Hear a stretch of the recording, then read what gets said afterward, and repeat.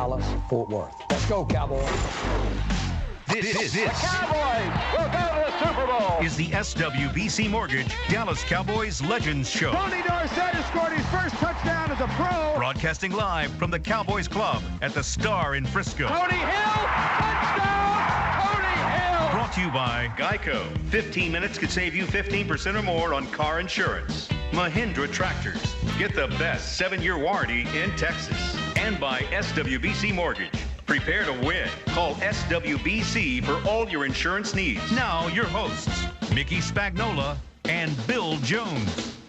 It's 7 o'clock on a Wednesday night. It's the month of November. Already? It can mean only one thing. It's time for the Cowboys Legends Show. Hello, Mickey Spagnola. How are you, Bill Jones? I'm doing very well, and it's great to have all of you along on the Dallas Cowboys Radio Network, on DallasCowboys.com, in the Tostitos Plaza here at the Star in Frisco. We're on the big screen, I understand, once again. We should never be that big on a screen. Oh, wow, we've got a new voice. Who's the voice over there? It's this week's Legends guest. Yes, you recognize that laugh. That would be the laugh of one cubby. That would be Everson Walls in the house. Hello, What's Everson. What's going on, sirs? How are you doing Good. today? How are you doing? Man, the energy in this place is just amazing. As soon as Everson walked in, there was energy in this energy place. just- People were flocking around. Flocking, yes, that's the word. There is a chalk talk going on down the hallway, and I think they're going to be flocking from after Will McClay gets finished with the chalk talk. It's a Wednesday night tradition out here. We are at Cowboys Club at the Star in Frisco. As behind us, we are overlooking the indoor practice facility. It's known as Ford Center. It's where the Cowboys practice during the week, getting set for the Kansas City Chiefs this week. And there'll be a lot of activity tomorrow night with a high school football game. Don't forget about that Texas high school football. That's right. Frisco ISD on Thursday night and Friday night during football season, during the regular season, they've got games out here, and this is the place to be. This is pretty amazing. For Everson, a guy who grew up about 2 miles away from the old practice facility. Yes. And you to call that a practice facility, that's very liberal. Because it was it had 10 walls. It was the kind of wall where the paint rubs off on you. When you rub up against it. That's how bad and old it was.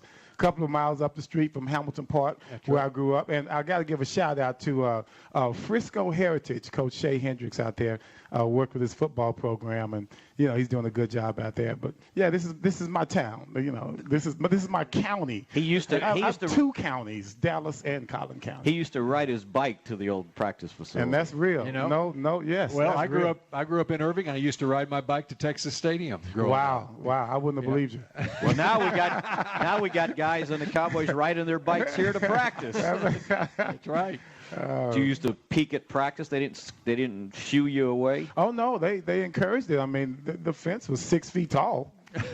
So you could just stand on the hood of your car or somebody's car, and you could get a peek, and that's usually what we did. We stood on someone's car, you peek over, and for some reason I remember Otto Stowe, that wide receiver. He had the afro coming out the back of his. He was a Drew before Drew Pearson, and he was so cool. And I remember.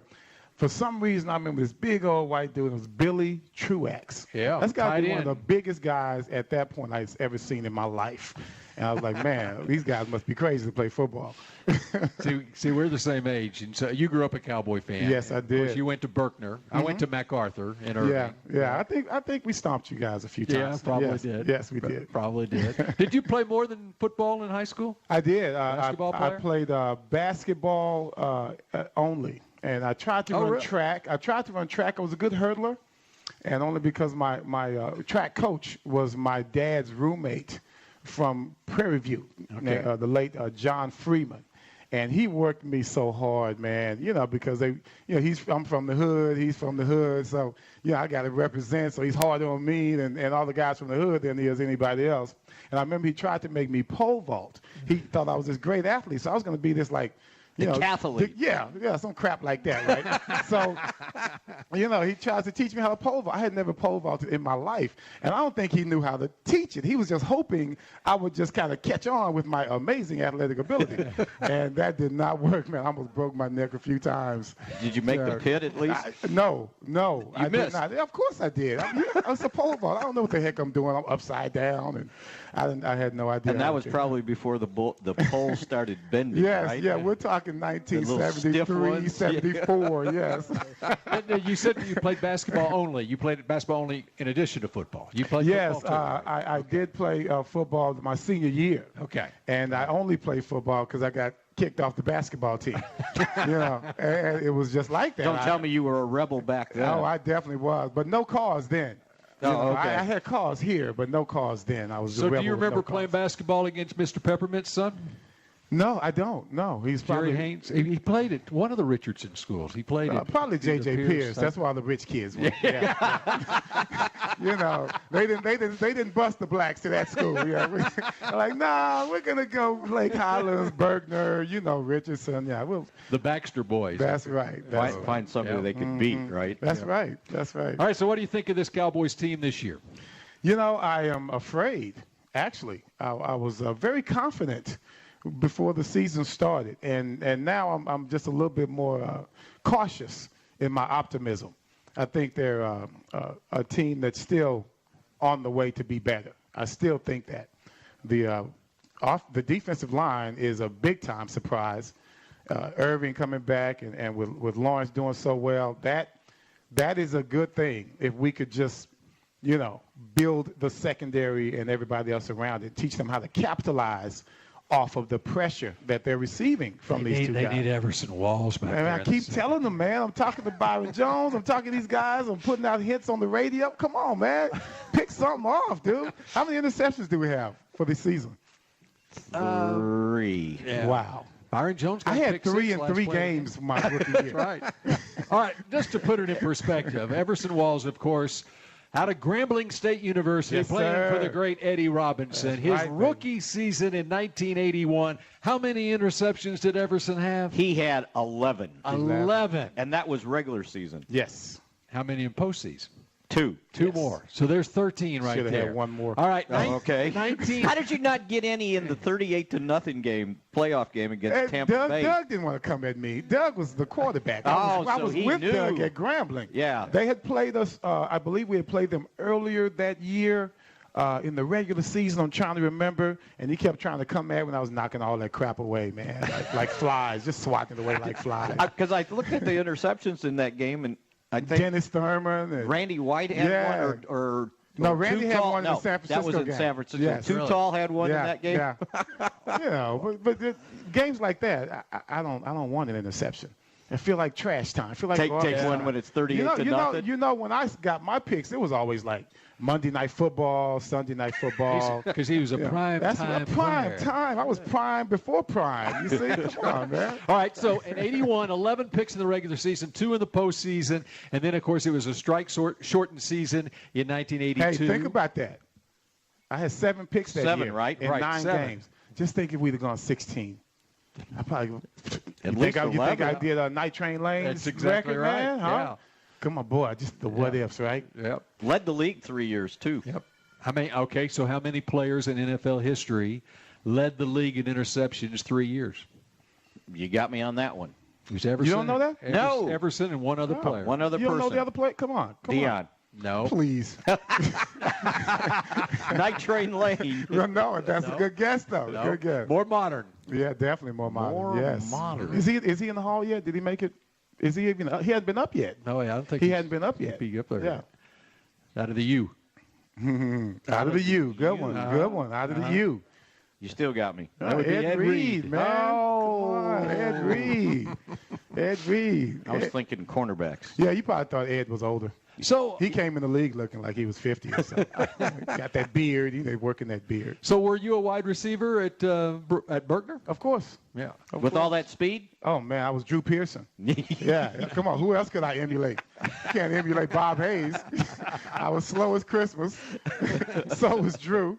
So Otto Stowe first caught your eye. He did. But then it was Drew Pearson? Well, yeah, Drew, of course, on my 15th birthday, the Hail Mary. Yeah. Yeah, December 28th. December 28th, That's yeah. right. That was my 15th birthday. So Right on your 1974. birthday. Yeah, right on it, man. Wow. My mom was making a cake. Seriously, my mom Really? was making a cake when he caught it. And I came running in there and like, Mom, because I was a fan. Come on, when the Cowboys would lose, it messed up your whole week, really, didn't it? It just messed up my entire week at school. And I came running in there like, Mom, Cowboys just scored a touchdown. Drew Pearson just caught the Hail Mary. She's like, okay. Good. She's like still beating the batter. So were you like Bill and have a cowboy antenna so you could pick up the games? My when they dad were- had a cowboy antenna. when they were blacked out? No, that's a good one. We didn't have that one. No, no cowboy antenna. Boy, you were all in, weren't you? Yeah, we were. He had guide wires hooked up to the back fence. Stealing. No, at that time we weren't stealing cable yet, were we? No, there was no cable. I don't think there was cable then. Boy, are we Just old or aged what? us. Damn, Just dude. aged us. We are so old. Oh my God. And he's so old, he's still second in all-time Cowboy interceptions. Yeah, just cowboy.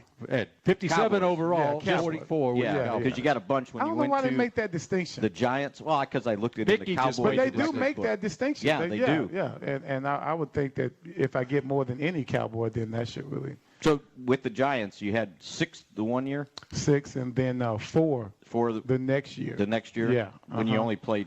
Oh, that was the full season. Oh, Then you yeah, played full season. Part of the season in '92 with them. Yes, that's correct. One thing I don't understand why they make a distinction between regular season and postseason. Aren't the postseason No other sport does that. I don't believe. Baseball, they add baseball on? does. They Baseball, do. Yeah. Basketball. Yeah. So all these home runs they're hitting aren't counting. They're in not their, counting on their their career Ah, stats. interesting. No, but the postseason games are more important than the regular season Yeah, they games. are. Shouldn't the stats Yeah. count? Yeah, they do, but I didn't get as many during the postseason, so I'm not going to worry about it. Because they weren't throwing at you, right? No, They really, learned their 38, lesson. 38-0. We're talking Tampa. I mean, man, Dennis was getting all the passes. They were trying Jimmy Giles. They tried Dexter a lot. They tried Charlie. We were ready for him. I was just over there. Come on, they had Theo Bell and Kevin House. I mean, come on. Those were the wide receivers? Yeah, those were wide receivers. I can't believe I remembered them. How did they get in the playoffs? Doug Williams. That's Yeah. how good Doug was. Yeah. And Ricky Bell and Jimmy Giles. That's how they got in. Yeah. And a great defense, if you recall. The Selman brothers. Well, yeah. Who on the D line, right? Leroy, yeah. right? With Leroy. And they had the linebacker, one of the better linebackers in Tampa history. And that's saying a lot when you're talking about Brooks. So, why did you get so many interceptions? Why do you have such good hands? How'd you get such good hands? It's so weird because I wonder why they don't get them now. Because it's just. It was natural. I would imagine it had to start with back when I played baseball. Believe it or not, I was first year playing baseball. Tried out for a little team. They integrated Spring Valley Athletic Association. They weren't integrated at one point, so they integrated our little neighborhood. Pretty so progressive. We come in, yeah, Richardson. We came in, and of course, black kid, you put him in center field. So they put me in Willie Mays. Willie Mays, exactly. Everybody thinks the black guy's gonna be Willie Mays, right? Boy, were they disappointed. So they put me out there, and I'm trying. I can't judge the ball at all. I mean, it's just as I'm running for it, it's just dancing. And my dad was my coach, and he was of the age of where really the young black men loved Jackie Robinson because of what he did. So everybody wanted to be a baseball player. Even though my dad was a great football player, he also loved baseball. So he was my coach. And I told him I can't judge the ball. And all he said was, you need to run on your toes. And when he told me that, I was like, oh, okay. So I got out there and I ran on my toes, and it freaking worked. The ball was like, wow. And I'm just catching everything. Little League, I'm catching everything. So, of course, now I become a wide receiver. So when the ball's in the air, what I do? I run on my toes. And so every time the ball's in the air, Brad Sham noticed this. He didn't tell me this till 5 years ago. He said, I knew you were going to get an interception because I remembered how your gait changed when the ball was in the air. And I never thought about it. But it did. Well, what'd you do? Run flat-footed? Yeah, I'm a flat-footed dude. I'm slew-footed, knock-kneed. Come on, man. I'm sorry, dude. I'm one of It was like a dog pointing. Few black guys that can't dance. He had Come an on, eye man. on that. Yeah. Come on. I mean, I am what I am. But you know, if I can think it, then it can go here, regardless of what it looks like. If I can think it and go here, boom. And I made it work. And of course, I had good hands and Make the all-star teams and everything then? No. No? We didn't have all-star teams then. Oh, okay. No. All-star. They didn't put the leagues together? I was not. I think the first time I actually started getting accolades, of course, my little league, I was a great little running back. I mean, that was fun. We played in the championship game. But when I was a senior in high school, I made one play against Richardson High School. Remember Wayne Johnson? Fast running back from Richardson, went to UT, ended up on the University of Texas. Didn't do well, but he was a star, in Richardson. And I was the safety. He was the running back. They ran the veer, so wherever he went, I had to go. It was a big-time third-down play. I stopped him, and it gave us a chance to win. We didn't win, but gave us that chance. And the coach said, watch this. And he slowed it down, and here I come, and I made a play. And no coach had ever done that, ever for me. And that was the first time. I was like, hey, I might be pretty good at this, It was my first year playing. It was like maybe the third game. I had gotten some interceptions, but no one had ever given me that credit. He goes, watch this. And he showed me make the third. I stopped him on third down because I was a big-time running back at the time. And he was like, I'm like, okay, man, I'm getting to be a stud. So, the confidence grew and grew and, next thing you know. See how that positivity. All these people that just flowed in here didn't know we had such a great athlete with us. We all do that. Astounding. All right, we got to take a break here on the Cowboys Legends Show. We've got many tales from Hamilton Park and later in Everson Wall's life and career as a Dallas Cowboy when we continue in a moment.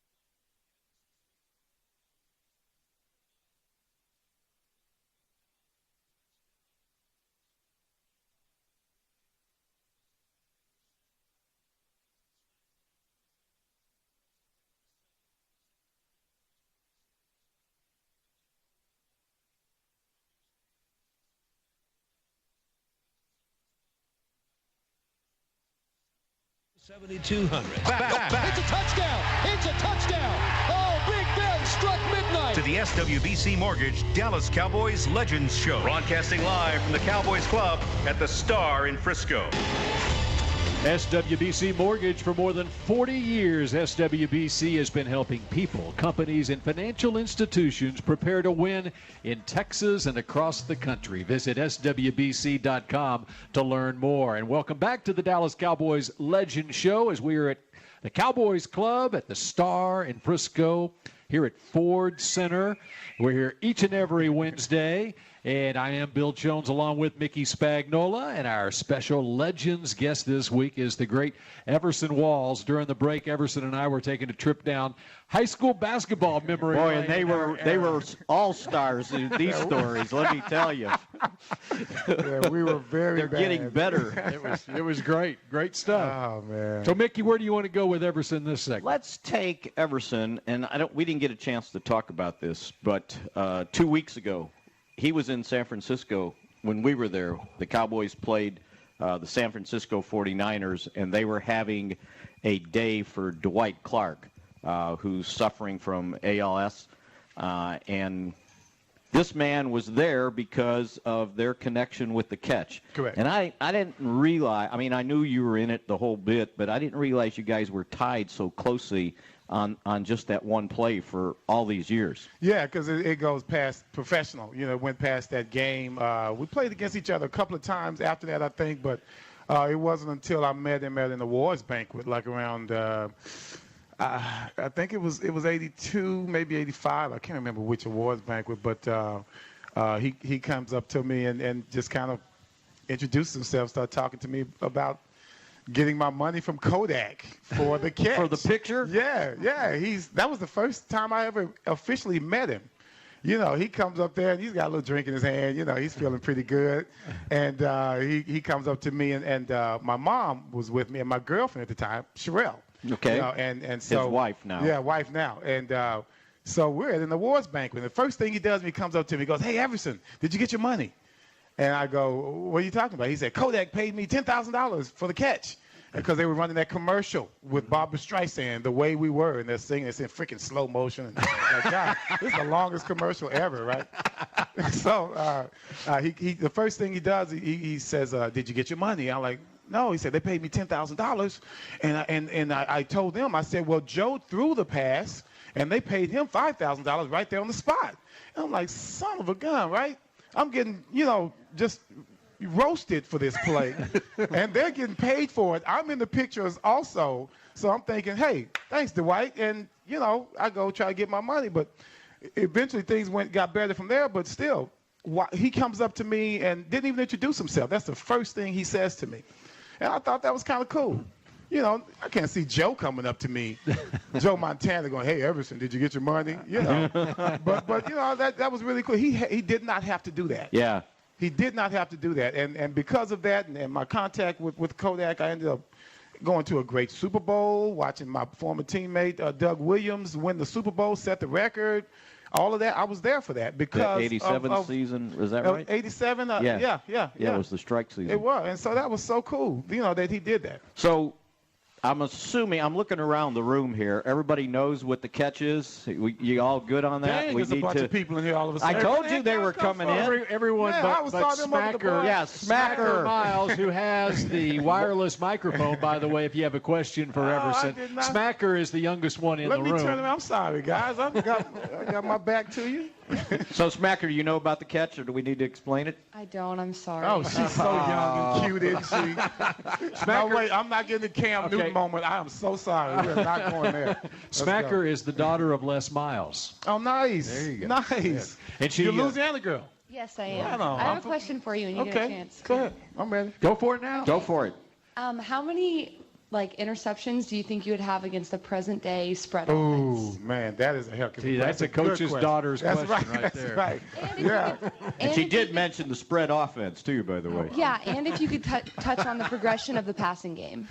Well, when we played back in the 1980s, everything was run first.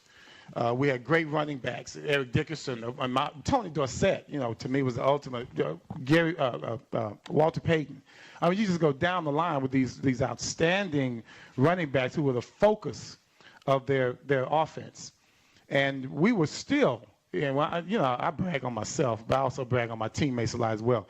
We, at the Cowboys secondary, was known for getting interceptions. That's what we did. That's why they were called Thurman's Thieves. Thurman's Thieves. They had to give us a name because we got so many interceptions as a group. I just happened to get but it was guys were right behind me. I just happened to be the best. Yeah, no. Listen. You had a guy. Let me brag a little bit. Dennis Thurman played safety his whole life, and when I came up, we needed cornerbacks. So I was. And they let me make the team and start there. They had to move him from safety to corner. His first year playing cornerback, he got 9 interceptions. And not to mention in the playoffs, I think that Tampa Bay game, I think he got one as well. So as a duo, we, a little bragging as well. NFL Network named us one of the top 10 duo of cornerbacks in history. And that's from a guy who's slow. Both of us slow as Christmas. I'm sorry. But both of us were smart, and we had skills. So you got to give a guy like Dennis credit who had to change like that. I feel that run first, getting all those picks, you put me into this game right now, I would probably get beat more because, the rules are going that way. And guys are just, so good, and they're throwing so many passes. But let's think about this. My rookie year, they averaged throwing the ball to me 15 times a game because I was a rookie and because I was from a small school and because they did take me for granted. They did assume that I was going to back down. So if you look at what I did in 81, I could get that many targets in this day and time. So you could probably say that I would probably just keep up that pace. You know what was weird when I looked at the stats from that playoff game, the NFC title game in '81. Mm-hmm. I don't think either Danny White or Joe Montana had more than 150 yards passing. Oh, it was a very well played game from a defensive standpoint. And it was still 28-27. Yep. But they didn't have a lot of yards. I will always say that. Well, I had 2 picks. Come on. No, I know you did. I set them up for some scores. I set them up for 3 scores. If it wasn't for you, they wouldn't have got 27. No, I'm just playing. No, what happened was, and I always give credit to San Francisco's defense. You look at that team. You had Fred Dean on the front line, Dwayne Board, Dwight Hicks. That secondary itself, Dwight Hicks, Carlton Williamson, Ronnie Lott, Eric Wright. To me, Keenan Turner, that was the X factor for that team because you can't tell me that you get 4 turnovers as a Cowboy defense. Randy got that interception. You get 4 turnovers, and the Cowboys don't win that game. Which was amazing. I know we have to take a break. Well, we'll continue. I'm going to set this up, all right? Okay. So when we come back, it's the Cowboys 27-21 in the NFC title game with 58 seconds to go, and the 49ers have the ball 3rd and 3 at the 6-yard line. I try to be nice, and look how this is going to be worse than that Kodak me like this, man. What are you doing? Mickey will take Everson down that Kodak memory lane when the Cowboys Legends show continues in a moment.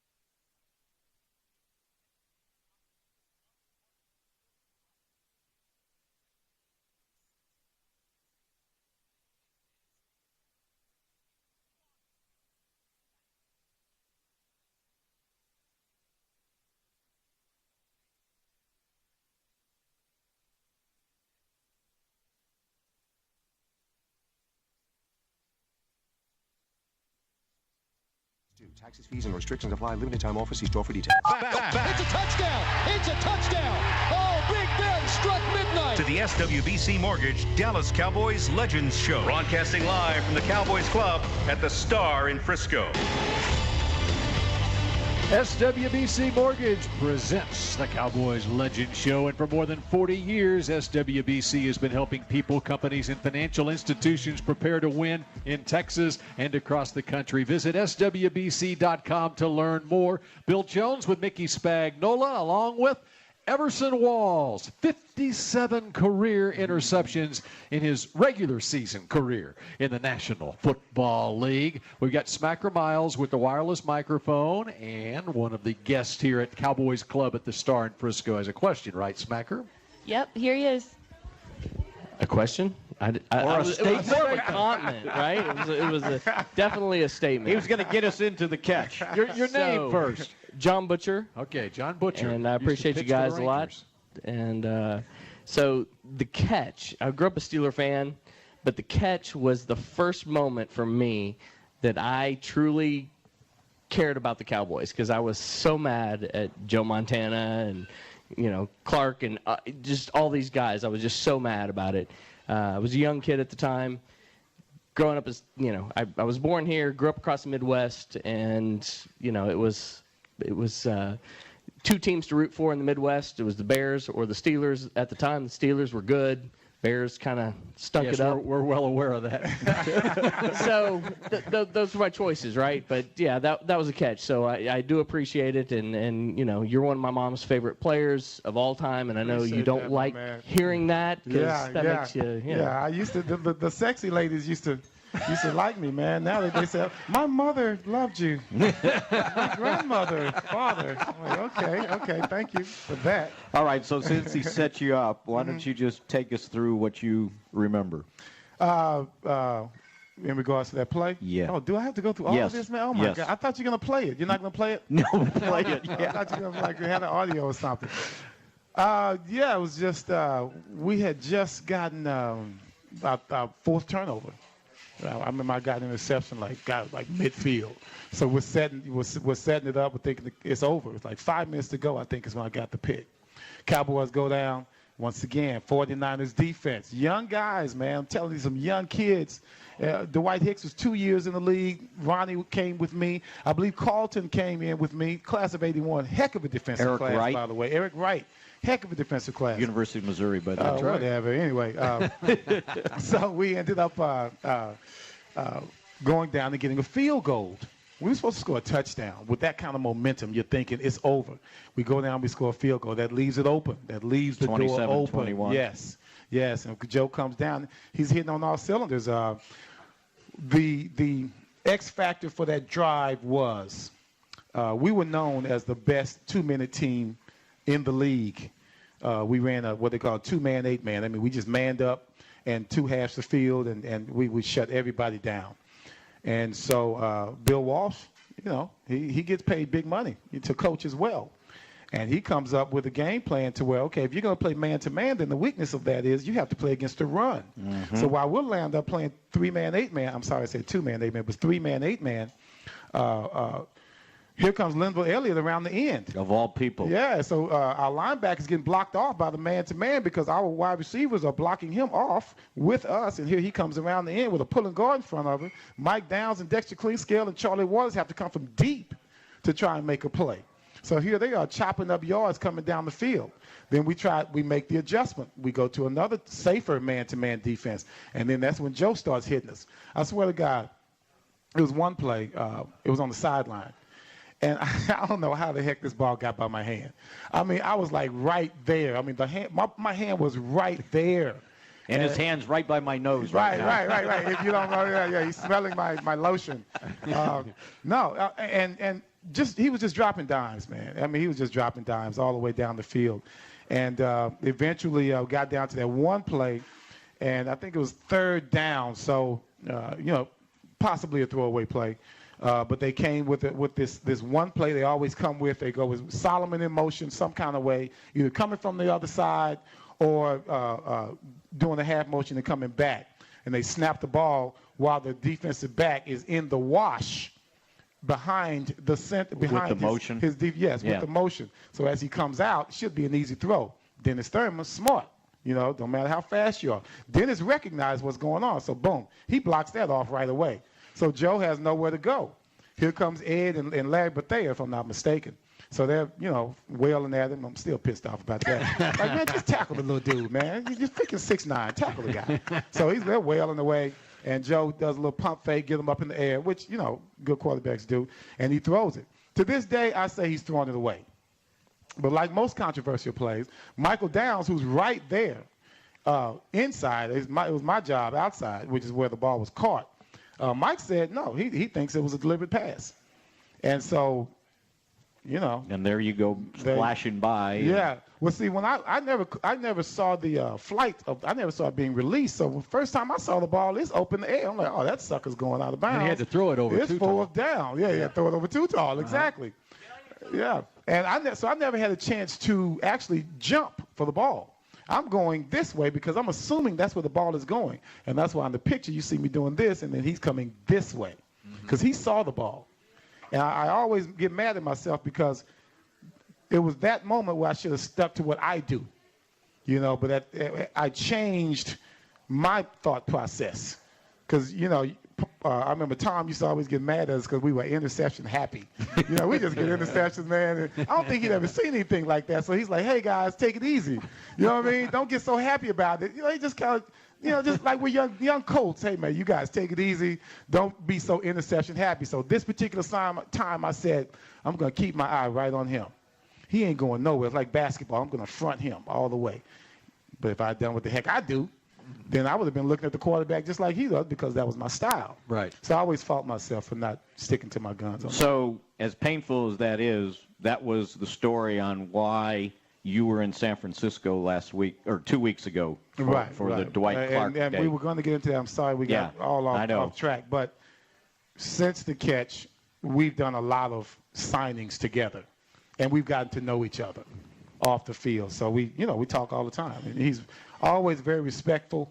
When people come up, 49er fans come up and just, gushing all over him, and I got to sit there and listen to that crap. Like, dude, will you just pass the picture so I can sign and get the heck out of here? But, Dwight's always respectful, and they'll talk about what I did during the game, and, just being cool about it. So they reached out to you about the event? Keena Turner. I have been going to Keena Turner's golf tournaments for years, and somehow got part of this 49er family. I don't know how the heck I did that. But I go to their golf tournaments. Because you fraternize with the players all the time. Yes, I fraternize. That'll be another story later. I'm a freaking fraternizer. And I got to know him well, and when I got the call, heartbreaking, just extremely heartbreaking. Because everybody knows Dwight is, tall, he's like 6'3", 4". Handsome kid, handsome guy. And an iconic guy, even after his playing career in San Francisco. He stayed in the Bay Area, had a restaurant there. And just a He's a fan favorite, and the guy, you wouldn't, have some beers with, hang out with. He's a cool dude. I mean, and for that to happen, it's just sad, just sad. And it angers you as well because that comes from, the multiple hits and then we start getting into the whole CTE thing and when they found out, and now chicken's coming home to roost because now all of these great players, that you as an owner or manager or whatever idolized, you knew what was happening with them or us, so to speak. You had that knowledge, chose to ignore it. All these changes that they're making now could have been made decades ago. Those changes could have been made, could have saved more people's from grief, could have even worked its way down to the college level, to the high school level, where there's still some danger there. So to me, it goes way beyond the friendship I have with him. At the same time that they announced that he had ALS, then we find out that Gale Sayers is having some problems that they assume is from CTE. So I mean, these are guys who I can't from a professional level, can't put Dwight on Gale Sayers level, but nonetheless, you've got two people who have families, who their teams love, their fans love, and that situation it keeps popping up, and it keeps just pissing you off. And to kind of fill in the blanks for folks that maybe didn't get a chance to see it at halftime, they brought in that team, as many members of the team, introduced them on the field, and then Dwight, who couldn't make it to the field, sat in the suite and gave a short speech, and it was pretty emotional to see the whole thing, and I'm sure. Eddie DeBartolo's sitting next to him, and he's basically crying the whole time. I was right behind him. You were behind him? Right back and it was a really neat deal. And what they did was they played like a 5-minute video of the whole catch and interviewing people who were involved in it. And so this was kind of a funny I don't know if it was funny. What? So before the game, Danny White does the national radio broadcast for Compass Radio. Yes. And he's at all the games. And so I'm watching this. I saw it before. We got there so early they were practicing the ceremony at halftime. So I got to see the video. And I saw Danny, and I've talked to him about this before, and I said, I'm just going to prepare you that, this is Dwight Clark Day, and they're going to honor the 81 team. He goes, oh, they are? Just like that. And I said, yeah, and they've got a video of the catch. He goes, well, I ain't looking at it. I'm not watching it. He goes, you can't make me watch it, right? And the funny thing was, so this past week when I ran into him again, I said, did you watch it? He goes, no, I told you I was not watching it, right? And he goes, and if they're going to show that, then they better show the pass to Drew Pearson afterwards that Eric Wright basically grabs the thread of his jersey and yanks him down. Otherwise, he's going on to win the game. That's true. That's true. And so the catch wouldn't be the catch. And Daddy's still upset about it. That was his NFC title game, that was right? His NFC that was title the one you guys were going to win. And actually, sometimes I differ with people on that because I just remember the strike year. People want to ignore that. 82, we were right back in the championship game again. Right. San Francisco won 2 games out of 7.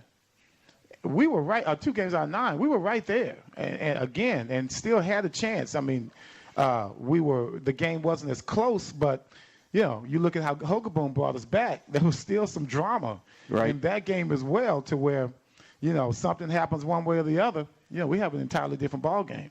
I just thought it interesting that they've included you in all this, or Dwight has included you. That's sort of and a pretty neat thing. Keena Turner had a lot to do with that. And seeing him in that wheelchair, that was the tough part to see. Right. Yeah, because I came up from behind him, and I just remember that big full face. He's always happy, and he did not have that. Still remember you? He did, but just you can see it all. It's happening. It's happening. It's happening. That's just it. It's happening. That's it. Ain't reversing. Yep. And that pisses you off. All right, we continue with Everson Walls on the Cowboys Legend Show in just a moment.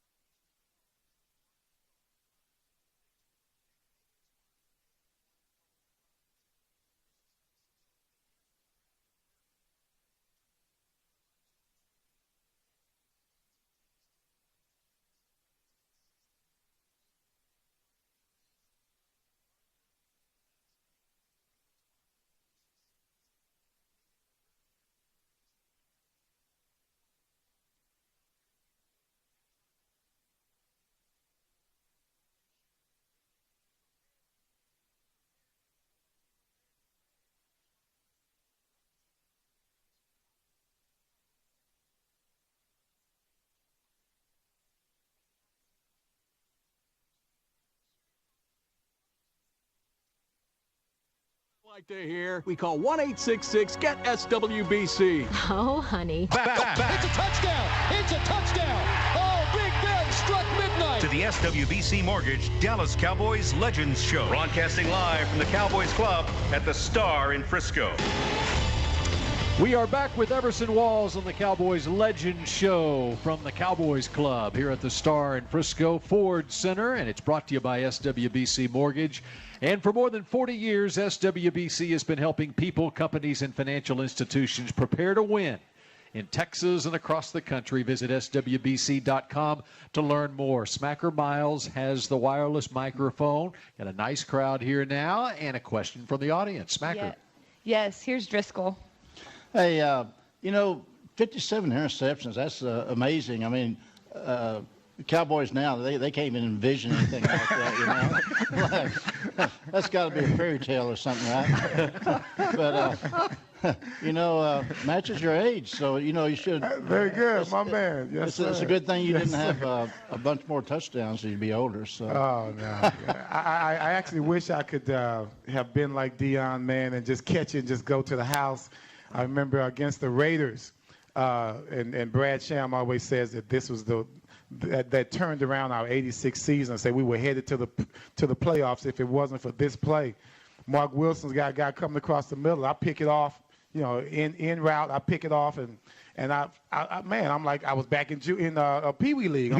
I'm just gliding. I'm making it through. Boom! Next thing you know, I got a touchdown.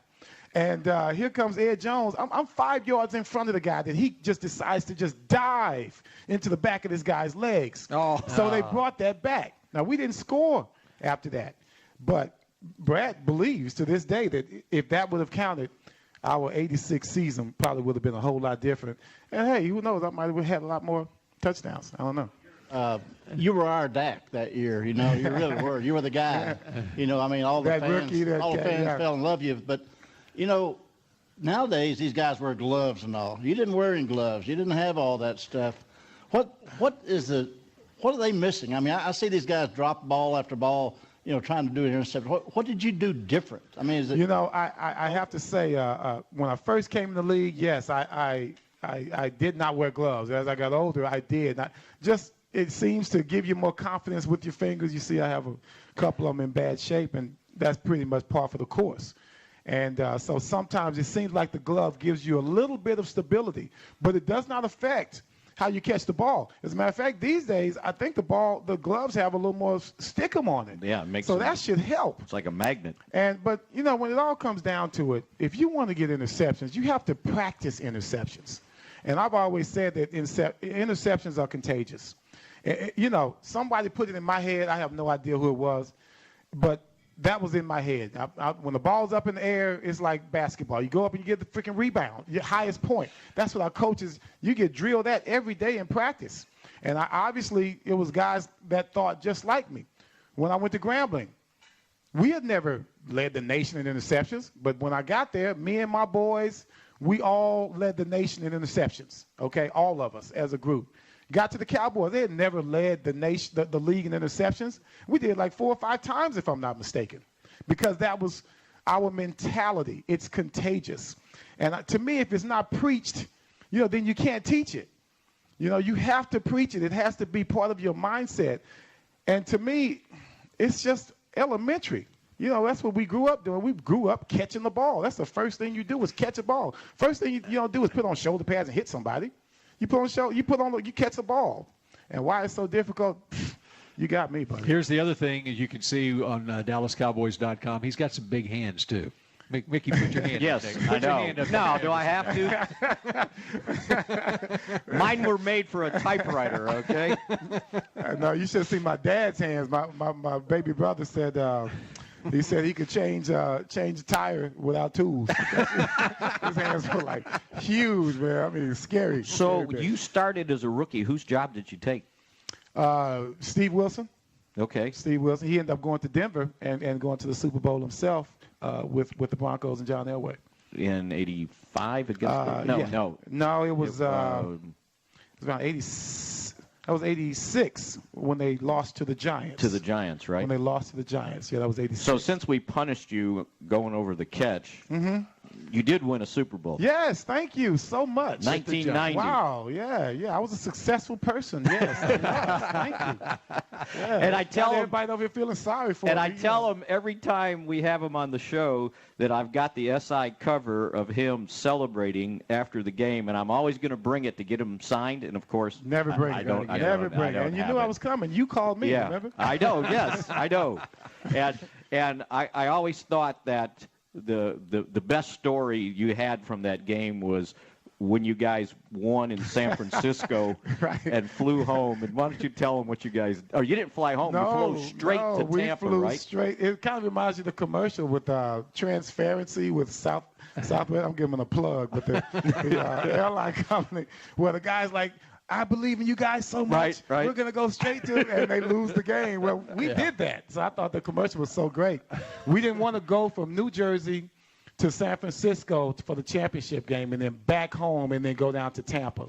Because at that time, and I don't know why, it was only 1 week before the Super Bowl as opposed to 2 that they're doing right now.